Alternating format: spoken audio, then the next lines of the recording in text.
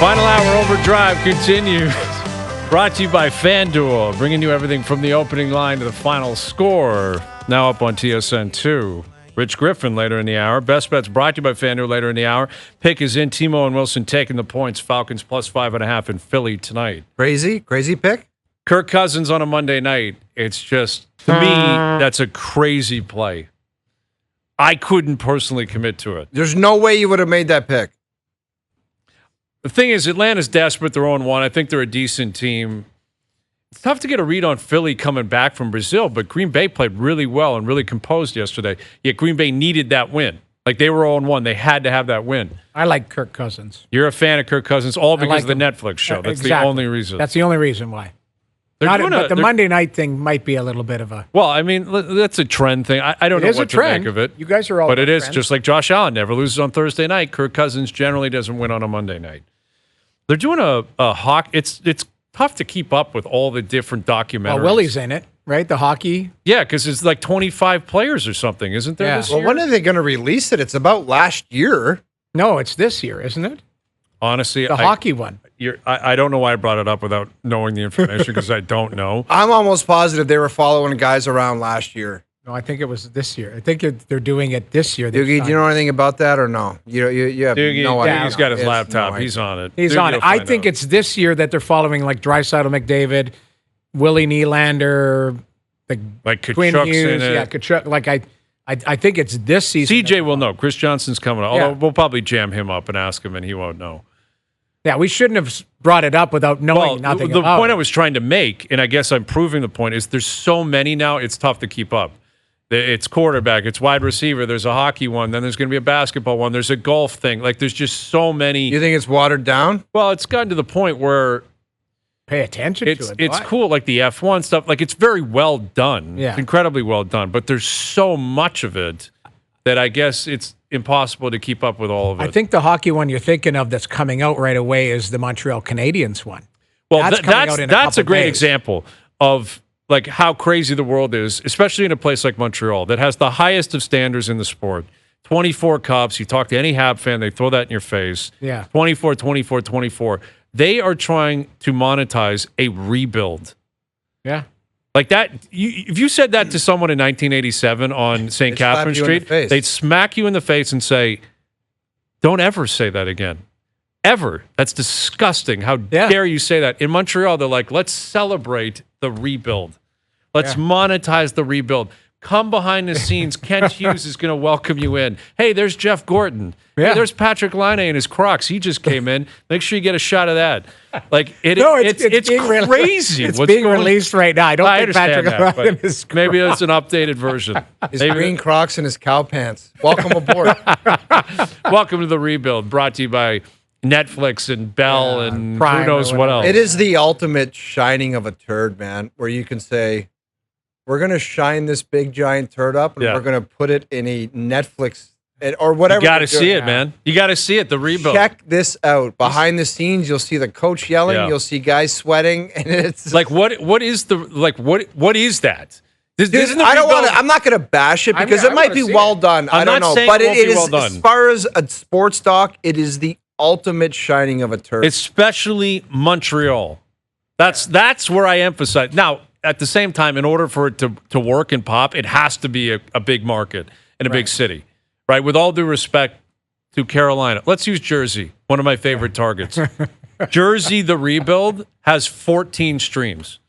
Nobody's watching that. Well, in Montreal, they're watching. But in Montreal, they want to because they have such an insatiable appetite for everything Habs. And they will point to it and go, because I guarantee you they probably went through the drafting process and taking a look at some of these players coming out. We were talking about off-air and on-air on the weekend. Some of these young Montreal players, too, are really good and coming. So maybe in this rebuild, it shows them being picked, all of that type of stuff. And if they're really good 5 years from now, you point to it and go, hey, that's what I'm saying. But that's where my intrigue would be. Right. Not watching the tank. You know what I mean? I can't. Yeah. I can't. Hey, here's another game where Marty St. Louis is like, well, we're brutal tonight. Yeah. I need the access of the scouts and stuff. Like, well, I don't know how you. That's probably what it is. That's how do you Scorsese that? I don't know. Yeah. But that will be in the art of the production is how you make, because the whole point of the rebuild is an understanding of the players that you're showing are not going to be a part of it when it works. Right. You know what I mean? Like player X is like, hey, I'm player X, and I understand. I'm only here to fill out the season because this is brutal, and I have no future here, and I understand that. And when they're good, but that's the truth. They're not going to be like with all due respect. There's guys playing for the Chicago White Sox right now. They're like, this is a disaster, and I'm on it, and I'm getting paid, and that's great. But I know when they turn the corner in 2 or 3 years, I have 0% chance of being here. So that is not interesting. What's interesting is why did you take Lane Hudson in the second round? Right. But how do you make a full episode out of that? How do you make a full episode out of Slavkovsky popping? Yeah. That's the guy in the contract. Like, I'm very intrigued by that. So you're saying when Toronto was rebuilding, you don't want to see Daniel Winnick and P.A. Parento being interviewed. A big day down at Leafs camp. P.A. Parento has been shifted onto the first line. Well, that's the thing. Not like, interested. You got to get to the storylines that are because nobody would want. People but shut it off. You'd probably be excited to go, hey, we're picking this Mitch Marner at 4. Absolutely. That's kind of where you're, hey, we Nylander at what? Was he 8 or 7? He was at 8. Yep, yeah, he was at 8. We're going to take this Willie Nylander kid at 8. That's compelling content. Right. Like, that's probably what Montreal is doing. I'm excited to watch it. Maybe I'm the only one. It's not even that it won't. I'm not saying it's not going to be. It's not going to be well produced, or Habs fans aren't going to appreciate it. What I'm saying is, it really is a sign of where the Habs are in the parity in the league and 32 teams. Right. Where like growing up in the 80s and early 90s, like the idea nobody would have thought of that. The idea of saying the cameras are coming down to the Forum because you guys are brutal and we're going to produce a rebuild. The idea of saying, check this out. Yes, check this out, guys. Everyone should be really excited. It's going to be bilingually produced. Everyone's excited, and we're promoting a rebuild. But that's where the Habs are at. Yeah. All right, here's Chris Johnston, our TSN hockey insider, joining us here on the Maple Toyota Hotline.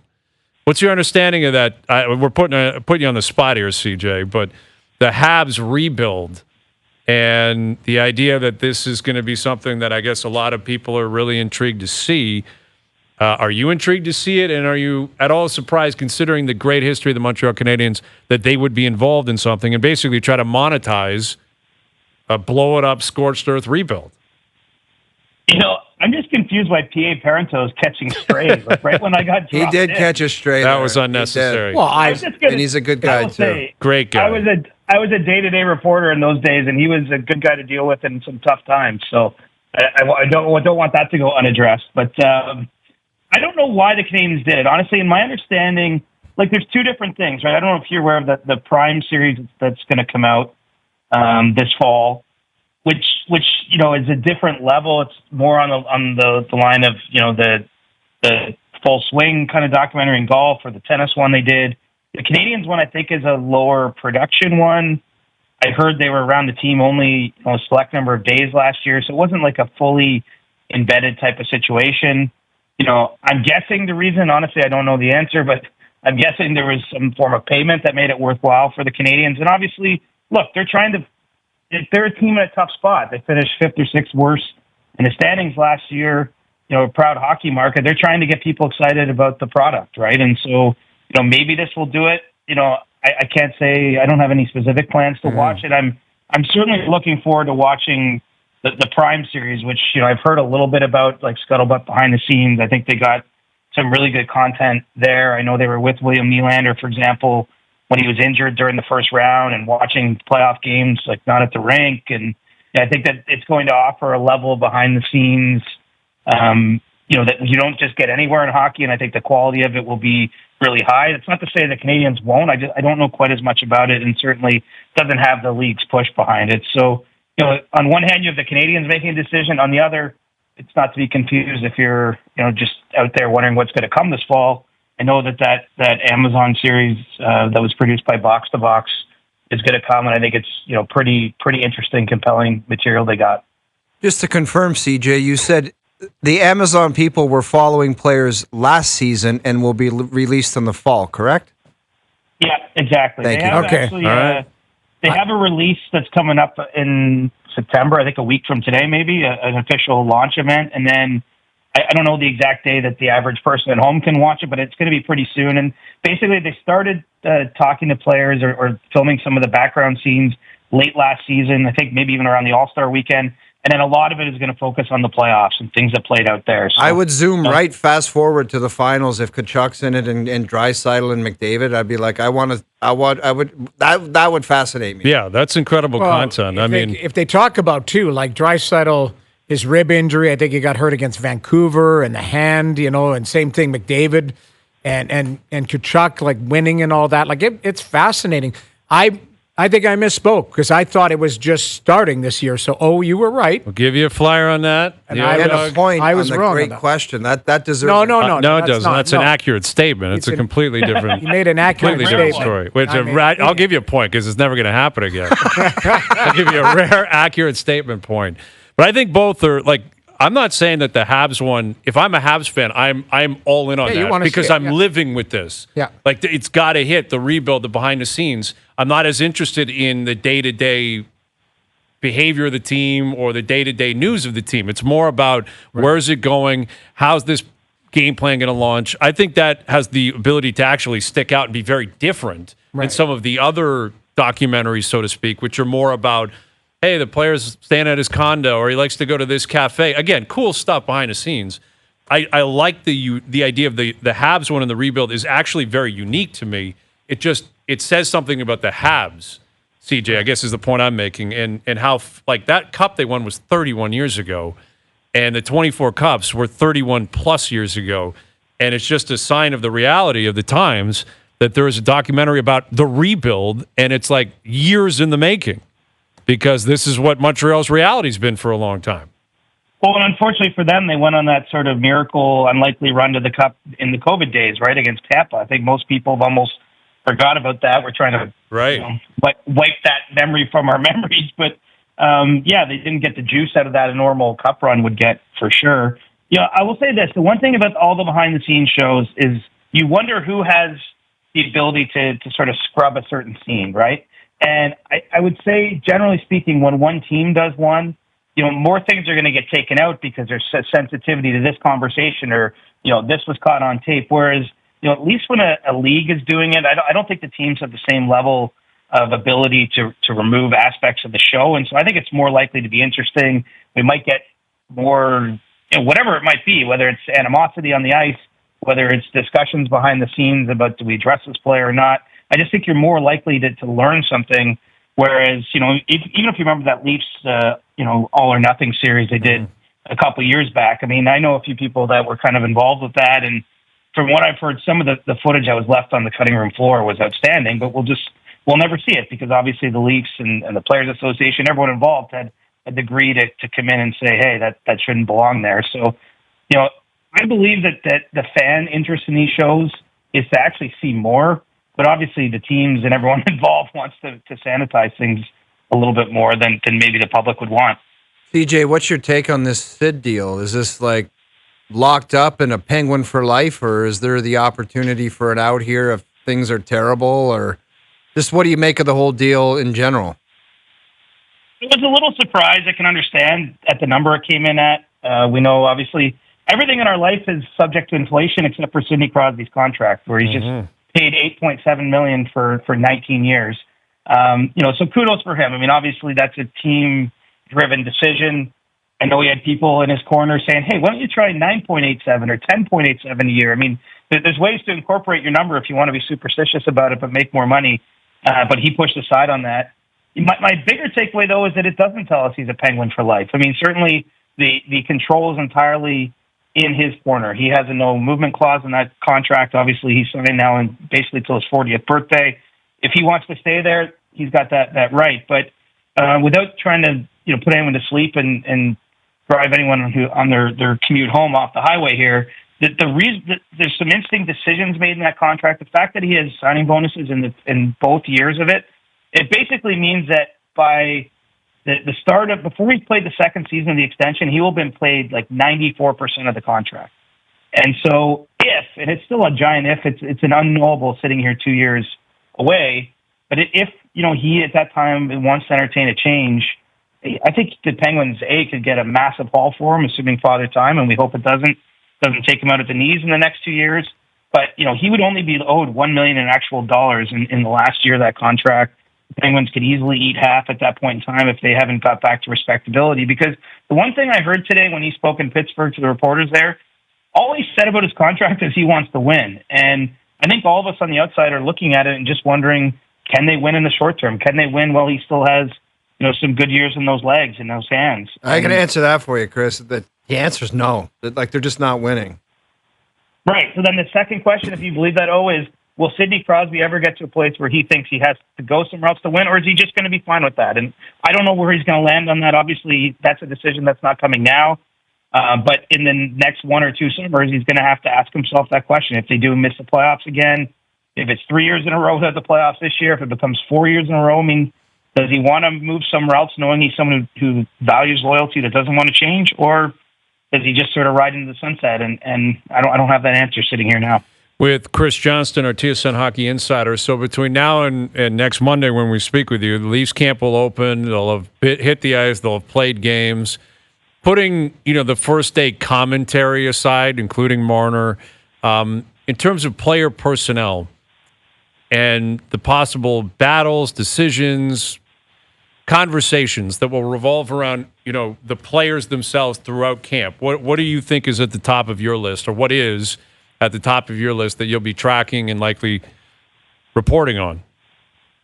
Well, I think, for all the discussion we have around this team all the time, the biggest thing we're going to learn in the next week is how a new head coach plans to attack this situation, right? Craig Berube's had several months now to draw up his lines in his mind, to beat it around with his assistant coaches, to look at video, to do all the things he has to do to prepare for camp.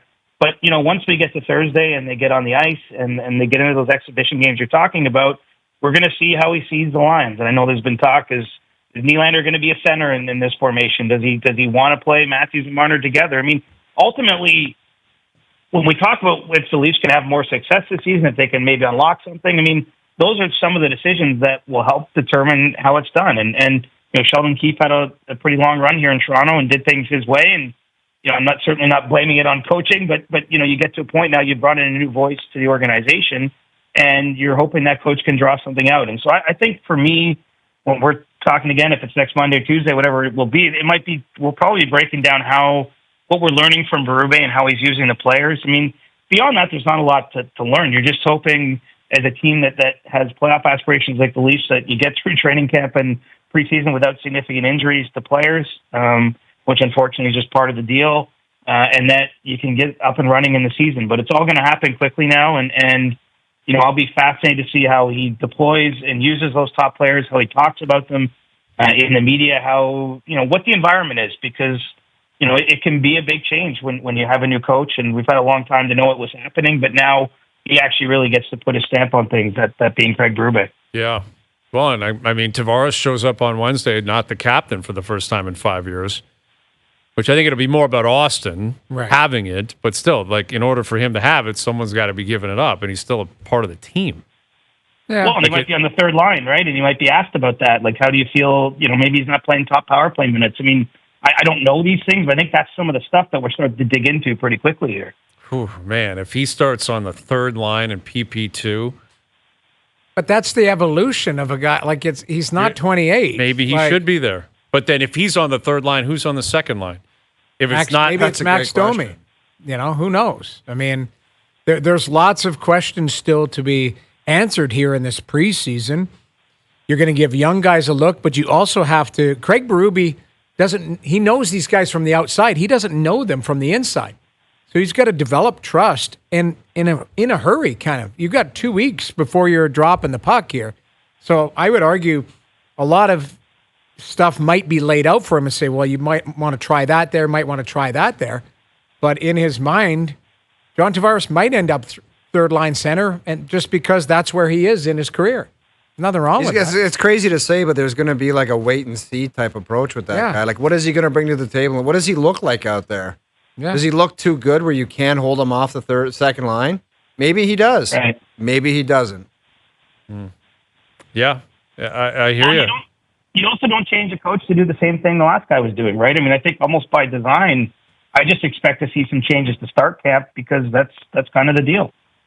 Yeah, it seems like they have some turnover. There definitely are some new bodies here. It sounds like we were talking about this last week, CJ. They talk a big. Everyone does in every league with a salary cap. We want to establish competition and we want battles. That's bogus. The guys with guaranteed contracts, they've made the team. They know who they. Yeah. They know, like for the most part, Craig Berube has a pretty good idea of who's made the team. Short of how many? Pretty much a long time ago. Short of what? A 13th forward and who the 7th defenseman is going to be and who starts in goal opening night?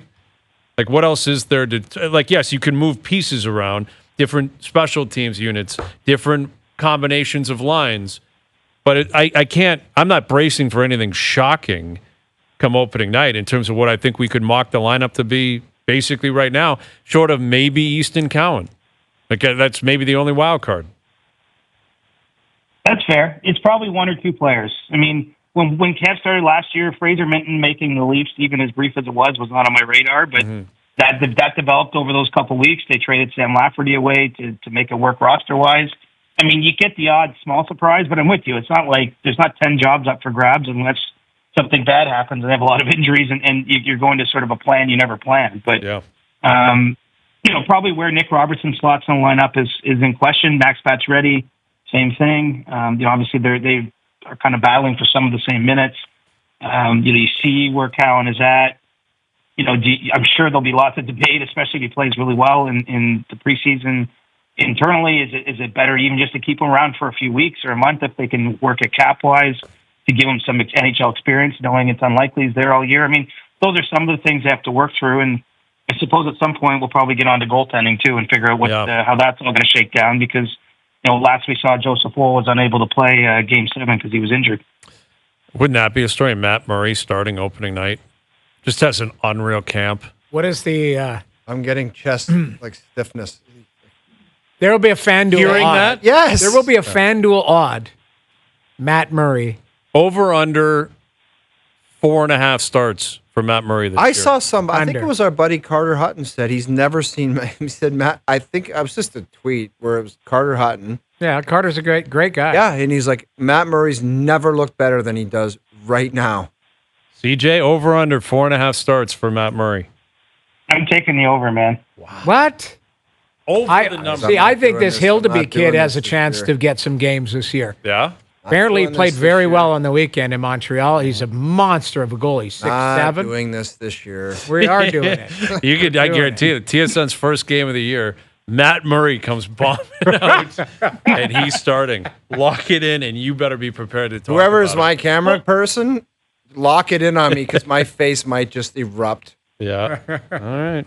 Let's see what happens. I don't have the numbers. I should have done my research, but what Stolarz has never played 30 games? Has Joseph Woll played more than 30 games? I mean, no, he's only played 39 career games over the course of 2 years. In the NHL, I just think the odds suggest there's going to be a third player involved there, and right now that's Matt Murray. I'm on board with that. I'm on Hildeby. I'm supporting Matt Murray. Sorry, Joseph Woll has played 36. Dude, I am too. But go in there and play good. Waivers at the end of camp. Yeah. Do they have to put him on waivers? Yes. Yeah. If they want him to go down. Watch them lose Matt Murray. Goes and wins a Vezina somewhere. That'll be the next that's the next Seth Jarvis. Oh, yes. Matt Murray winning a Vezina, losing him on waivers. Well. Anyway. All right, CJ. We'll see what the first week has in store. Thank you, buddy. Thanks for not even taking one shot at the Cowboys. No, we're leaving you alone. They're 1-1. It was a tough Sunday. LeBron was in attendance. Oh, no. Pierre flew down to see that game. That's sick, man. I should have sent him a note last night. I forgot. How did I not goof on him when he was in the building? And before everything went wrong, he sent me a photo from his seats, and let me tell you, he did not buy the cheap seats. He was in like the club lounge. Oh, enjoying himself. He went deep on that, and he was down 35 whatever at halftime. Oh, man, that was pathetic. That really was awful. Derek Carr looked like prime Joe Montana. He did look good. Not good for your boys. Not good for your Cowboys. It's early, CJ. You'll be fine. Oh yeah, I'm used to them losing. I'm not from the generation where they won, so this is normal for me. Exactly. Just nothing to see here. It's all good. Thank you, buddy. All right, boys. See ya. Chris Johnston joining us here on the Maple Toyota Hotline. Check out Maple Toyota's huge truck and SUV lineup, including Tundra, 4Runner, Highlander, and Grand Highlander in stock and ready to deliver. Visit mapletoyota.com. Over 4.5 starts for Matt Murray. No, it's under. Over. How can you have faith in Joseph Wall playing anywhere close to 41 games until he actually does it? Like, yeah. I'm pulling for the kid. I'm not saying that as a slight. He has to prove that he can do that. That's just fair. like Easton Cowan has to prove he can play in the NHL. Fair, yeah. Like, Wall has to prove he can stay healthy and play. Yeah. Because his talent and his ability means you can play. Right. Pencil him in for 50 if he's healthy right now. But he's got to get to that number. And Stollar's, big guy, played well, good team. Yeah. He's never proven that he can play that long. He's not a question mark, man. It's a big question mark. Matt Murray, over 4.5 starts. I'm telling you, this Hildeby is, they like Hildeby, they like? Okay. Yeah. All right. Yeah. All right. You're on Team Hildeby. I am. See, Clayton Keller was saying that he thinks that Utah team will be called the Yeti. Utah Yeti. What did you call it? What was Mammoth? The Mammoth. I think Yeti. I heard from somebody that the reason they haven't announced it, it's kind of tied up in trademark issues. Well, Yeti's the company, right? That isn't it Yeti? does all the coolers and yes, stuff. Yeah, because my kids have Yeti. Oh yeah, they make a ton of things. Yeti, Yeah. man. They make. I just bought a few of those down at that Team Town Sports. There's a new cool store too, and they had Yeti. I got in there. I'm like, I'm buying a few of these. Like, I'm gonna pick up a couple of these right now. Maybe in support of Utah. I'm coming around. Maybe I'm on Matt Murray on a lot of starts. So what? Did Clayton Keller just let it slip in a? I don't know. That's what I read today. That Keller said, I think it might be the Yeti, but who knows? Did Clayton Keller make your top 50 list? I'd have to go back and review. He made probably mine. should have. He made mine. I squeaked him in there really late. I don't believe he was on mine. I'm not. He had a good year last year. Yeah, it was sneaky, but I snuck him in there. I don't think I did have him late. Yeah, I snuck someone in late where I'm like, I gotta have him. I took a flyer to a late one. Let's take a break and tell me who it is. All right, I'll tell you who it is. Richard Griffin coming up as well. Overdrive continues. TSN 1050 and on TSN 2. All right, Best Bets brought to you by FanDuel later in the hour. A little same-game parlay on the Monday nighter Eagles-Falcons. Eagles laying 5.5 at home. Home opener in Philly. ESPN's there. Jason Kelsey's there. It's always interesting when you see a guy that just retired, but now is in media, but now he's going back to where he played forever. He's a legend, and he's basically, there's video of him just partying everywhere. Dancing on stage. Yeah. Enjoying his life. Which is great. Yeah. But then he's got to go on the panel and talk about the game tonight. That's tough to balance. It's a tough balance. Because when you're all gooned up and you got to, get it together to go on air. Mm-hmm. What is the vibe on Brady's second week? I thought he was better yesterday. More lively. I liked it, you could see he was trying to really, show a little bit more emotional, you know, and he was going nuts with CeeDee Lamb had a great catch and touchdown, and he kind of he was good. He was better. He's getting there. Yeah, don't worry I'm about telling Tom, you, week 5 he will be fine. But he was better yesterday. You've decided you're not commenting on him anymore, are you? I'm going to leave it alone. Somebody got to you or no? what? Yes, Tom Brady's his henchman showed up at my door over the weekend. Said, "Leave Tom alone."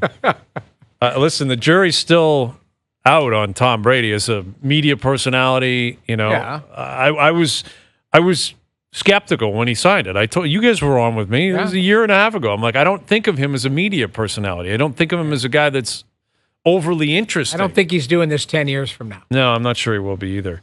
All right, the Jays had themselves a good weekend, and man, they're talking. Schneider's talking, Bassett's talking, Springer's talking. And Schneider had an interesting response because John Heyman on September 11th tweeted out, Heyman's of MLB Network. He's been writing in New York forever. He's a big insider in the game. Yeah. He's got a pretty big voice in baseball. Tweeted out, the Blue Jays don't play the game right or well.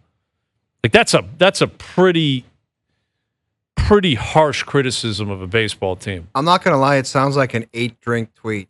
You know what I mean? Where you're just you're half in the bag and you're like, the Jays, and you just hammer out the tweet. It is weird from him to tweet that out. Now, as the Grappler pointed out, Heyman was also the guy who was openly advocating for Ohtani just not to come here, saying it would be bad for baseball. Toronto's a nothing market, blah, blah, blah. So he hates Toronto. There might be a conspiracy there. But anyway, Schneider, in response to the Heyman tweet, said, quote, there's a lot of people that think they can be a manager, think they can be a GM. If they've done it, I'll listen to those comments. If they haven't done it, I've got enough other stuff to deal with. That was a tweet courtesy of our next guest from griffsthepitch.com. Here's our buddy Richard Griffin. What do you make of that response from Schneider on the Heyman tweet? Hey, man, how are you? I just, before I get into that, I just wanted you to be the first to know, Hayes, that I'm working on a script called Toronto Blue Jays, The Rebuild. Okay, good. I'm in. I'm very compelled by that That would be riveting, idea. Griff. They'd take the money. They'd take the money. Yeah, we'll watch it. All right. Full access? I love it. The first hour, we're going to spend trying to find the GM. Yes. The second hour, we're going to interview people on the bus. The third hour, people under the bus. I love it. That sounds like a winner to me. That's going to win some awards, Griff. If you need support, we're here to help you out. I need all the support I can get. But, okay. With regard to Heyman, it's funny because I asked a question to John Schneider on Saturday before the game. So they hadn't swept the Cardinals yet. So he was in a bit of a cantankerous mood. They were still 8 games under 500 at the time. And I didn't include the whole quote because I refuse to pay for the extra space from Elon Musk. So the rest of it was he's got a lot of followers on Twitter. He's never managed and he's paid to write controversial stuff. But until he's managed the game, he can write whatever he wants. He doesn't see a lot of our games. He doesn't care a lot for the one team in Canada. And he doesn't understand how teams are built or how they're operated these days. I take it with a grain of salt. And then he got into the quote that was on Twitter. So, I mean, I don't begrudge John Schneider the ability to go back against somebody who really hasn't seen any of the games. And as you pointed out, Hayes has a history of dismissing Toronto Blue Jays and the importance of baseball in Canada. Griff, I don't like to see anybody get fired or lose their job, but if I had told you before this season, which I'm sure you knew a lot of this was coming, that this would have played out the way it played out and everyone would still be in place, would you have been shocked by that? I would not have been shocked, but I will be shocked if everyone is still in place at the winter meetings in December. I would be shocked. My guess and what I would do is I would replace the GM because we've talked about it before. Moving forward, if you're going to sell the concept of this team rebuilding in a hurry, of being competitive in 2025, if you're going to sell Vlad Guerrero on signing the next 9 or 10 years of his future away to this franchise and then have him go out and sell the ability to other free agents of joining a team that's going to bounce back, then I don't think Ross Atkins can be that guy.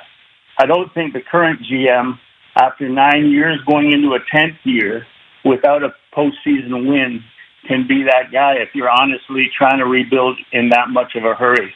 But that they would have survived this season, I would not have been that surprised because they played the Cardinals on the weekend. The Cardinals are a team that usually is in the postseason hunt. They were not this year, and they played like the team that was disinterested and just playing out the string, while the Jays showed a certain amount of passion and wanting to finish the season strong. I mean, theirs is more of an individual thing where they got all these young kids trying to earn a spot for 2025, but still, they're at least playing hard for the last 20 games. With Richard Griffin, so that assessment of the GM, I maybe would suggest filtering that through Chris Bassett, because it sounds as if Chris would disagree with you, because Bassett was speaking on, how the fans have been reacting to this season, and he said, quote, "I don't blame Ross. I sure as heck don't blame Mark Shapiro or John Schneider. Player accountability is massive, and I think we have that here. It's just for whatever reason, Blue Jay fans don't want to yell at players. They want to yell at Ross. I don't know why," end quote. What do you make of that? Yeah, I really haven't listened to Chris Bassett since he blamed the roof being closed for the lack of movement on his pitches. Okay. And he looked us right in the eye and said that was the reason. So, but a lot of players fall into the trap of talking to an American broadcast or podcast and thinking that we don't see it back here in Canada and that it's just among friends. We're just talking among friends. And I think, as you pointed out when opening the show today, He's trying to make up for the fact that he blew that. He screwed that up when he went on Chris Rose's show. Mm-hmm. And J.P. Ricciardi used to tell me that, he said, "What's wrong with the fans here? They never get on the players. They just get on the GM and the manager and the front office." And he's right. And I've always thought that there was a huge difference. And O-Dog, you and Jamie know that. Oh, sorry, you too, Hayes. Thank you. Right? Good correction there, Griff. Yeah, boy, Griff. But that every fan of hockey thinks they know better, thinks that they know what the players should have been doing and that they screwed up, and so they feel that they can get on the players. But in baseball, it's more of a mystery. It's more of a second sport or a third sport for some.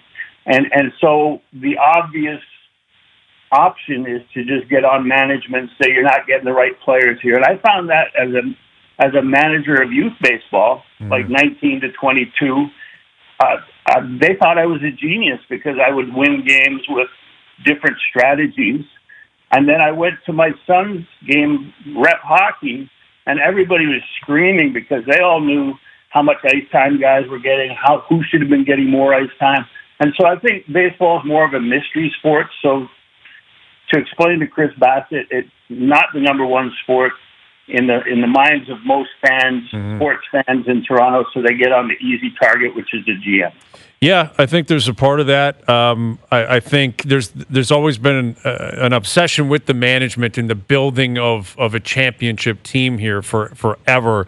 Part of that is also I think the separation also between baseball and hockey is there's an effort element to hockey that's an intangible. You can say, well, that guy was mailing it in. With baseball, you can be mailing it in. Like you said, the Cardinals, if you look disinterested, it sticks out. Yeah. But, Springer in the box with a career low OPS of 678. But I think George is trying.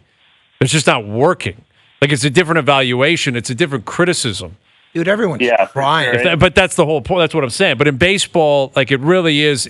It's also, I think baseball is a victim of its own, the way it operates now, where it is all based on numbers and analytics and the number, and all that kind of stuff, where effort plays, they don't exist as much anymore. Nor does anyone care. Exactly. It's like, it doesn't matter that he botched that double play. It doesn't matter that he got picked off at first. Look he's got a 925 OPS.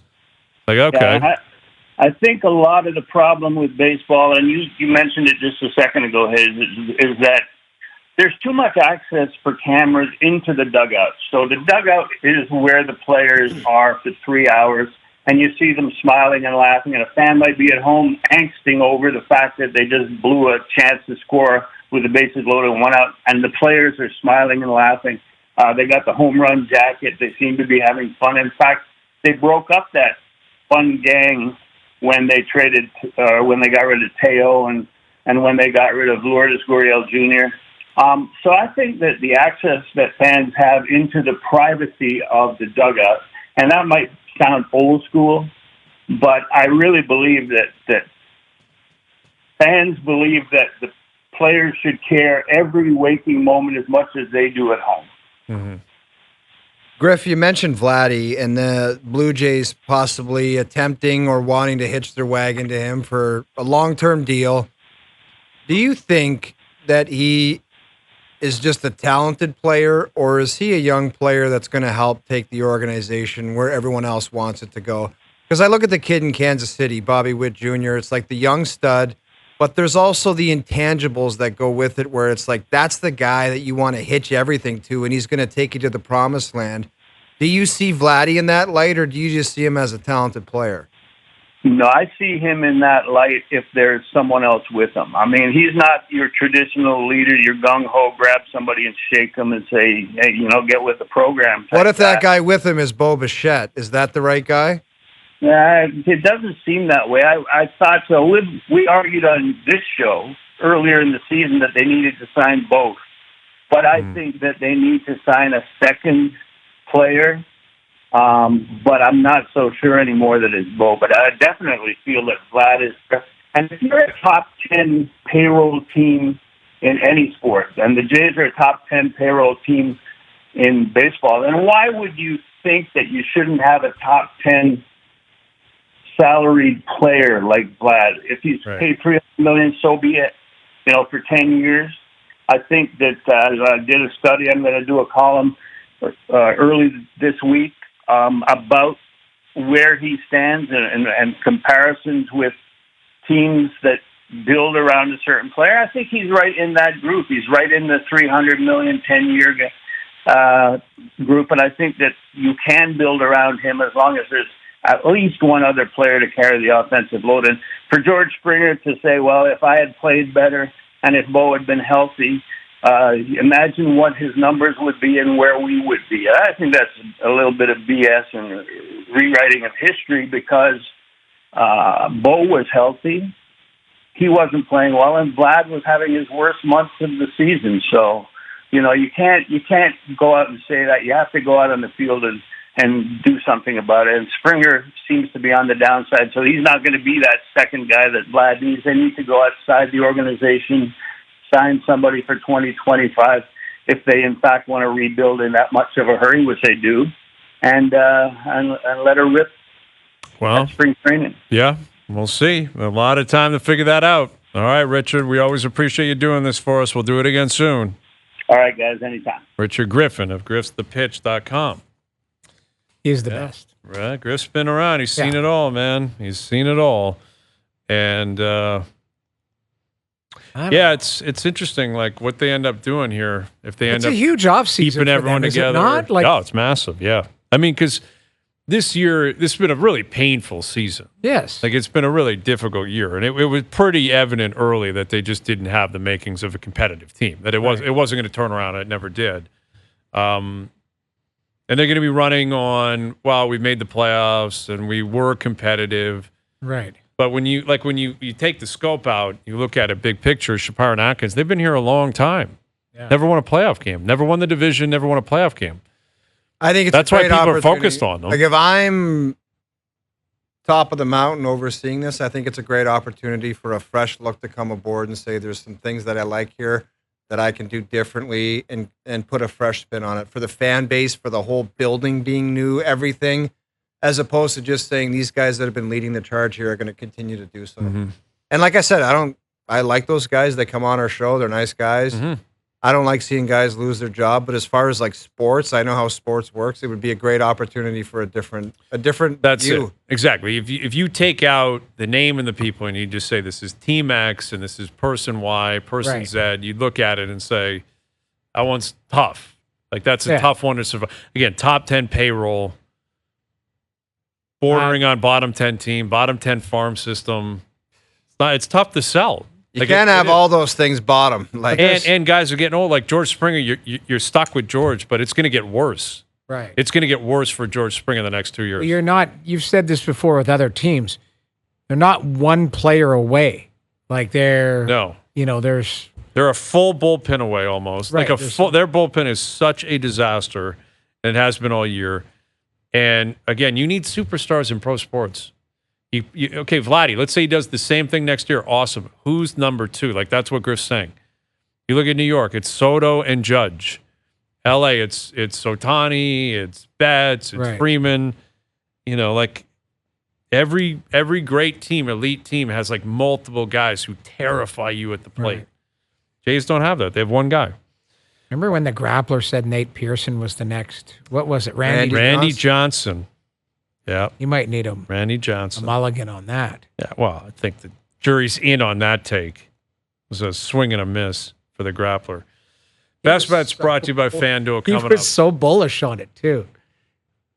I mean, it was an outrage. Like, Randy Johnson is legitimately one of the, 7 or 8 greatest pitchers ever. No. Like that, if you had said, hey, maybe he's the next Marcus Stroman or something, hey, this guy can have like Chicago now with the Cubs. Pearson, he's been jumping around. Yeah. Yeah. It's an awful take from the Grappler. Not Randy Johnson. All right, Best Bets brought to you by FanDuel. Coming up, Overdrive continues, TSN 1050 and on TSN 2.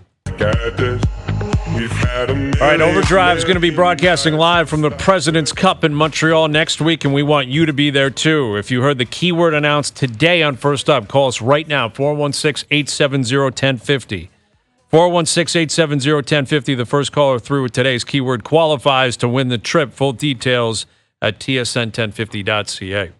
There you go. Best bets brought to you by FanDuel. We'll be Falcons there. plus 5.5. We will be there. On the Falcons plus 5.5 as a show here. And Bijan Robinson, 60-plus yards rushing tonight. Parlay paying plus 138. Bijan. Right? Bijan. What did I say? Bijan. It's a long day, man. I don't know. Yeah. Bijan Robinson. My guy, Bijan. Aaron.